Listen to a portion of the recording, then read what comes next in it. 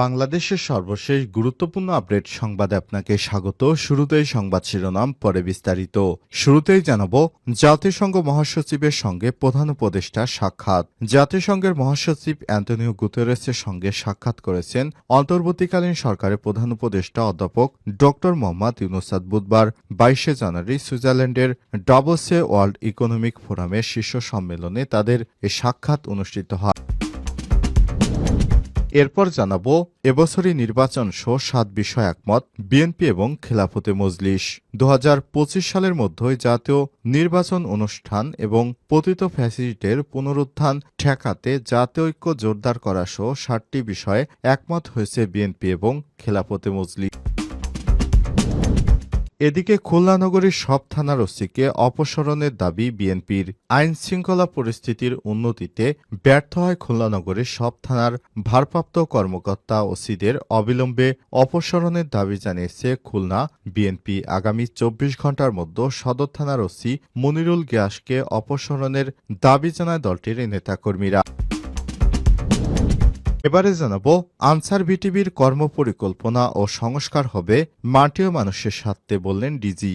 বাংলাদেশ আনসার ও গ্রাম প্রতিরক্ষা বাহিনীর মহাপরিচালক মেজর জেনারেল আব্দুল মোতালেব সাজ্জাদ মাহমুদ বলেছেন, আনসার ভিডিপির প্রতিটি কর্মপরিকল্পনা ও চলমান সংস্কার কার্যক্রম হবে মাটি এবং মানুষের স্বার্থে। আজ বাহিনীটির চট্টগ্রাম রেঞ্জে আয়োজিত দরবারে সর্বস্তরের সদস্যদের সঙ্গে মতবিনিময় সভায় তিনি সব কথা জানান। এদিকে শাহজালাল বিমানবন্দরে ৩১ বোতল মদ উদ্ধার। হজরত শাহজালাল আন্তর্জাতিক বিমানবন্দরে কলকাতা থেকে আসা ইন্ডিগোর একটি ফ্লাইট থেকে ৩১ বোতল মদ ও ৩ কেজি বিদেশি গরি ক্রিম জব্দ করা হয়েছে। বুধবার ২২ জানুয়ারি সকাল ১০টার দিকে কলকাতা থেকে আসা ইন্ডিগোর একটি ফ্লাইট থেকে এয়ারপোর্ট আর্মড পুলিশের ডগ স্কোয়াডের দুটি প্রশিক্ষিত কুকুর ডাই ও মেরিনো এগুলো উদ্ধার করে। এবং সর্বশেষ জানাবো, রেললাইনে নেমে দাঁড়ানো যাত্রীদের উপর দিয়ে চলে গেল আরেকটি ট্রেন, নিহত ৮। ভারতের মহারাষ্ট্রের জলগাঁওয়ে ঘটল মর্মান্তিক দুর্ঘটনা। রেললাইনে নেমে দাঁড়ানো যাত্রীদের উপর দিয়ে চলে গেল আরেকটি দ্রুতগতির ট্রেন। জানা গেছে, পুষ্পক এক্সপ্রেস যাত্রীদের ধাক্কা দিয়ে কর্ণাটক এক্সপ্রেসে। প্রাথমিকভাবে জানা যাচ্ছে দুর্ঘটনায় ৮ জনের মৃত্যু হয়েছে, তবে আশঙ্কা করা হচ্ছে মৃত্যুর সংখ্যা আরও বাড়বে। প্রিয় দর্শক, এতক্ষণ শুনছিলেন সংবাদ শিরোনাম, এবারে বিস্তারিত। তবে তার আগে বন্ধুরা, অনুরোধ থাকবে সংবাদটিতে একটি লাইক দিন। এই চ্যানেলে আপনি নতুন হয়ে থাকলে আমাদের সংবাদটি দেখতে দেখতে চ্যানেলটি সাবস্ক্রাইব করে রাখুন। কমেন্ট করে বন্ধুরা আপনার মূল্যবান মতামত জানিয়ে দিন আপনি বিশ্বের কোন দেশ থেকে বা বাংলাদেশের কোন স্থান থেকে আমাদের সংবাদটি দেখছেন এবং শুনছেন। এবারে বিস্তারিত। জাতিসংঘ মহাসচিবের সঙ্গে প্রধান উপদেষ্টার সাক্ষাৎ। জাতিসংঘের মহাসচিব অ্যান্টনিও গুতেরেসের সঙ্গে সাক্ষাৎ করেছেন অন্তর্বর্তীকালীন সরকারের প্রধান উপদেষ্টা অধ্যাপক ড মোহাম্মদ ইউনূস। বুধবার ২২ জানুয়ারি সুইজারল্যান্ডের ডাভোসে ওয়ার্ল্ড ইকোনমিক ফোরামের শীর্ষ সম্মেলনে তাকে সাক্ষাৎ করতে দেখা গেছে। এর আগে ওয়ার্ল্ড ইকোনমিক সম্মেলনে যোগ দিতে মঙ্গলবার ২১ জানুয়ারি স্থানীয় সময় দুপুর ১২টা ২৫ সুইজারল্যান্ডের জুরিখ শহরে পৌঁছান প্রধান উপদেষ্টা। সম্মেলনের সাইডলাইনে ড ইউনূস বৈঠক করেছেন জার্মান চ্যান্সেলর ওলাফ শোলজের সঙ্গে, থাইল্যান্ডের প্রধানমন্ত্রী পেতাংতান সিনত্রা এবং মালয়েশিয়ার প্রধানমন্ত্রী আনোয়ার ইব্রাহিম। মিউনিখ নিরাপত্তা সম্মেলনের চেয়ারম্যান রাষ্ট্রদূত ক্রিস্টোফ হিউজেন, ফিনল্যান্ডের প্রেসিডেন্ট আলেকজান্ডার স্টাব ও জাতিসংঘের শরণার্থ বিষয়ক হাই কমিশনার ফিলিপ্পো গ্রান্ডির সঙ্গে ওয়ার্ল্ড ইকোনমিক ফোরাম বাংলাদেশ নিয়ে একটি পৃথক সংলাপ অনুষ্ঠিত হবে, যেখানে বৈশ্বিক ব্যবসায়ী নেতা ও বিভিন্ন আন্তর্জাতিক সংস্থার প্রধান নির্বাহীরা যোগ দেবেন। আগামী ২৫ জানুয়ারি প্রধান উপদেষ্টার দেশে ফেরার কথা রয়েছে বলে জানানো হয়েছে। এই বছরে নির্বাচন সহ ৭ বিষয়ে একমত বিএনপি এবং খেলাফতে মজলিস। ২০২৫ সালের মধ্যে জাতীয় নির্বাচন অনুষ্ঠান এবং পতিত ফ্যাসিস্টদের পুনরুত্থান ঠেকাতে জাতীয় ঐক্য জোর করা সহ ৭টি বিষয়ে একমত হয়েছে বিএনপি এবং খেলাফতে মজলিস। বুধবার ২২ জানুয়ারি গুলশানে বিএনপির চেয়ারপারসনের রাজনৈতিক কার্যালয়ে এক বৈঠকের পর দলটির যৌথ সংবাদ ব্রিফিংয়ে সিদ্ধান্তের কথা জানানো হয়েছে। বিএনপির সঙ্গে বৈঠক শেষে খেলাফতে মজলিসের মহাসচিব আসিফ আহমেদ আব্দুল কাদের বলেছেন, আন্দোলনে অংশ নেওয়া রাজনৈতিক দলগুলোর নেতাকর্মীদের বিরুদ্ধে সব মিথ্যা মামলা দ্রুত প্রত্যাহার সহ ৭ দফায় আমরা একমত হয়েছি।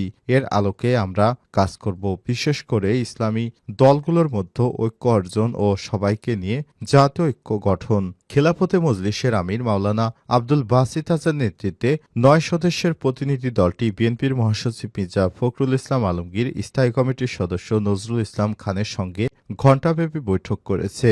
আব্দুল কাদের বলেছেন, জুলাই আগস্টের গণঅভ্যুত্থানের সাফল্য ধরে রাখতে তারা জাতীয় ঐক্য বজায় রাখার দিকে মনোনিবেশ করতে চায়। কিছু রাজনৈতিক দলের বক্তব্য ও কর্মকাণ্ড আমরা প্রত্যক্ষ করছি, যা জাতীয় ঐক্যের চেতনার পরিপন্থী। আমাদের অবস্থান ঐক্যের পক্ষে, বিভাজনের পক্ষে নয়। জাতির স্বার্থে এখনই ঐক্যবদ্ধ হওয়া জরুরি। এজন্য আমরা বিএনপির সঙ্গে সংলাপ করতে এসেছি। বিভিন্ন বিষয়ে আমরা তাদের সঙ্গে একমত হয়েছি। বিএনপির সঙ্গে যেসব বিষয়ে খেলাফতে মজলিসের সমঝোতায় পৌঁছেছেন তার মধ্যে রয়েছে ফ্যাসিবাদ বিরোধী রাজনৈতিক দলগুলোর মধ্যে ঐক্য গড়ে তোলা, জাতীয় ঐক্য সুসংহত করতে অন্তদলীয় সংলাপ চালিয়ে যা প্রয়োজনীয় সংস্কার দ্রুত শেষ করা এবং ২০২৫ সালের মধ্যে জাতীয় নির্বাচন অনুষ্ঠান করা। এছাড়াও রয়েছে দ্রব্যমূল্য নিয়ন্ত্রণ, আইনশৃঙ্খলা পরিস্থিতি উন্নয়নে পদক্ষেপ নেওয়া, ইসলামী মূল্যবোধ সমুন্নত রাখা, ধর্মীয় সম্প্রীতি রক্ষায় ইতিবাচক ভূমিকা রাখা, পতিত স্বৈরাচারী এবং ফ্যাসিবাদীদের পুনরুত্থান রোধে জাতীয় ঐক্য বজায় রাখা, হত্যা, গুম ও নির্যাতনে জড়িতদের দ্রুত বিচার নিশ্চিত করা এবং আওয়ামী লীগ সরকারের আমলে ওলামা ও রাজনৈতিক নেতাকর্মীদের বিরুদ্ধে দায়ের করা মিথ্যা মামলা দ্রুত প্রত্যাহার করা। খুলনা নগরীর সব থানার ওসিকে অপসারণের দাবি বিএনপির। আইনশৃঙ্খলা পরিস্থিতির উন্নতির স্বার্থে খুলনা নগরীর সব থানার ভারপ্রাপ্ত কর্মকর্তা ওসিকে অবিলম্বে অপসারণের দাবি জানিয়েছে খুলনা বিএনপি। আগামী ২৪ ঘণ্টার মধ্যে সদর থানার ওসি মনিরুল গিয়াসকে অপসারণের দাবি জানায় দলটির নেতাকর্মীরা। অন্যথায় খুলনা জেলা প্রশাসক ও মেট্রোপলিটন পুলিশের সদর দপ্তর ঘেরাও করার ঘোষণা দিয়েছেন তারা। বুধবার ২২শে জানুয়ারি বেলা 11:30টার সময় নগরীর আইনশৃঙ্খলা পরিস্থিতি চরম অবনতির প্রতিবাদে ডিকে ঘোষ রোডে বিএনপির কার্যালয়ের সামনে সড়কে মহানগর ও জেলা বিএনপির বিক্ষোভ সমাবেশ থেকে আলটিমেটাম দেয়া হয়। সমাবেশ থেকে জানানো হয়েছে, সম্প্রতি নগরীর ৩০ নং ওয়ার্ড বিএনপি নেতা আমির হোসেন বইং মোল্লা ও ২১ নং ওয়ার্ড যুবদলের সহ সভাপতি মানিক হাওলাদারকে সন্ত্রাসীরা হত্যা করেছে। ২৭ নং ওয়ার্ড স্বেচ্ছাসেবক দলের যুগ্ম আহ্বায়ক মোহাম্মদ শাহিন ও ছাত্রদল কর্মী নওফেলের উপর সন্ত্রাসী হামলা হয়েছে।